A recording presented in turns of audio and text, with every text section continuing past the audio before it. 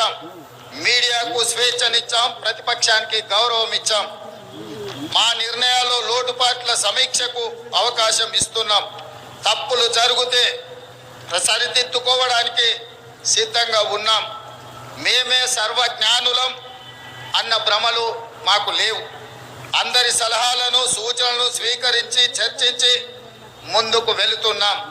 ప్రజలకు స్వేచ్ఛ, సామాజిక న్యాయం, సమాన అవకాశాలు ఇవ్వాలన్నది మా ప్రభుత్వం యొక్క ప్రాధాన్యత. జూన్ 2, 2014 నాడు తెలంగాణ భౌగోళిక ఆకాంక్ష నెరవేరింది. అంతటితో మనము లక్ష్యం చేరినట్టు కాదు. ఉద్యమ లక్ష్యాలు, అమరుల ఆశయాలు సాధించిన నాడే తెలంగాణ సాధనకు సార్థకత వస్తుంది. దశాబ్ద కాలం అన్నది ఒక మైలురాయి. ప్రజల ఆశలు, ఆశయాలు నెరవేర్చడంలో మనం ఎక్కడ ఉన్నామన్నది సమీక్షించుకోవాల్సిన సందర్భం ఈ దశాబ్ది ఉత్సవం. నేను రాజకీయ విమర్శల జోలికి పోను, కానీ చరిత్రను సమీక్షించుకున్నప్పుడే భవిష్యత్తుకు పునాదులు వేసుకోగలం. తప్పులను గుర్తించి దిద్దుబాటు చేసుకోవడం విఘ్నుల యొక్క లక్షణం. 10 ఏళ్ల పాలన తెలంగాణ 100 ఏళ్ల విధ్వంసానికి గురి అయింది. భౌతిక విధ్వంసమే మాత్రమే కాదు, తెలంగాణ మూల స్వభావమైన స్వేచ్ఛపై దాడి జరిగింది. సామాజిక న్యాయం మేడి పండు చందంగా మారింది. ప్రజలందరికీ చెందాల్సిన రాష్ట్ర సంపద గుప్పెడు మంది చేతుల్లోకి చేరింది. తెలంగాణ సంస్కృతి, సాంప్రదాయాలు విధ్వంసానికి గురయ్యాయి. ఆర్థిక విధ్వంసం సంగతి చెప్పనక్కరలేదు. ఇదంతా గతం. ప్రజల కోసం, ప్రజల చేత ఎన్నుకోబడిన ప్రభుత్వం ఇప్పుడు తెలంగాణలో ఉంది. ప్రజా ప్రభుత్వంలో జరుపుకుంటున్న మొదటి ఆవిర్భావ దినోత్సవం ఇది. అందుకే ఈ ఆవిర్భావ దినోత్సవానికి చరిత్రలో ప్రత్యేక స్థానం ఎప్పటికీ ఉంటుంది. మిత్రులారా, తెలంగాణ ప్రదాత, మనకు మాతృ సమానురాలైన శ్రీమతి సోనియా గాంధీ గారిని ఈ పండుగకు ప్రత్యేకంగా మా మంత్రివర్గం 4 కోట్ల ప్రజల తరఫున ఆహ్వానించాం.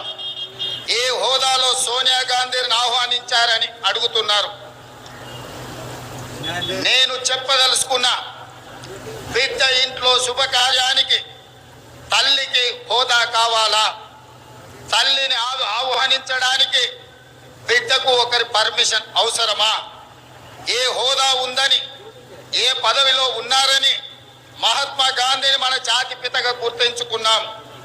తెలంగాణ చరిత్ర ఉన్నంత వరకు శ్రీమతి సోనియా గాంధీని ఈ సమాజం తల్లిగా గుర్తించి గౌరవిస్తుంది. ఈ గడ్డతో ఆ తల్లి బంధం రాజకీయాల బంధము కాదు.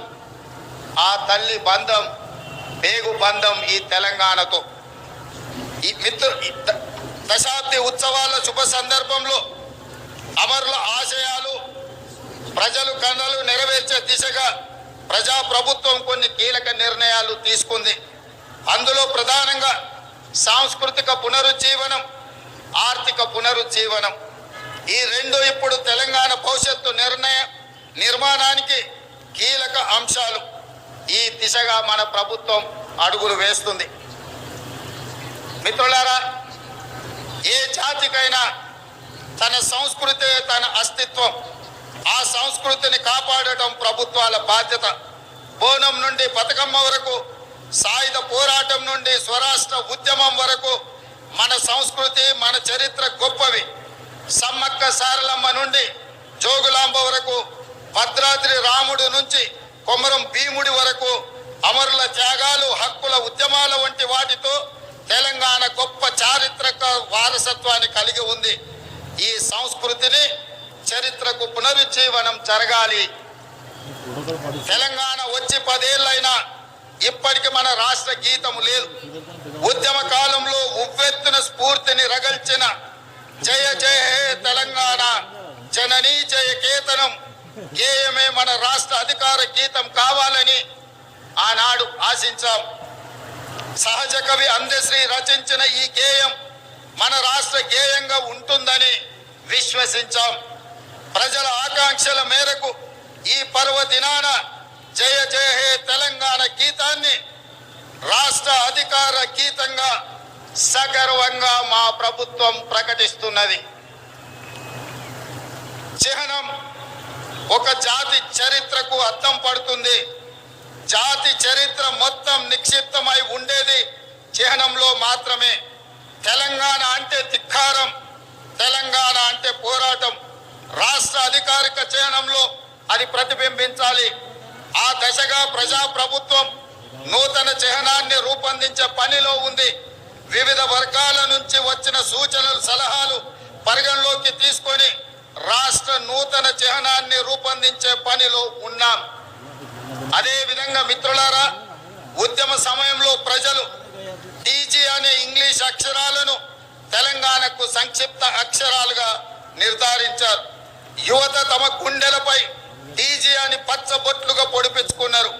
వారి ఆకాంక్షల మేరకు టీఎస్ స్థానంలో టీజీని పునరుద్ధరిస్తూ ప్రభుత్వం నిర్ణయం తీసుకున్నది.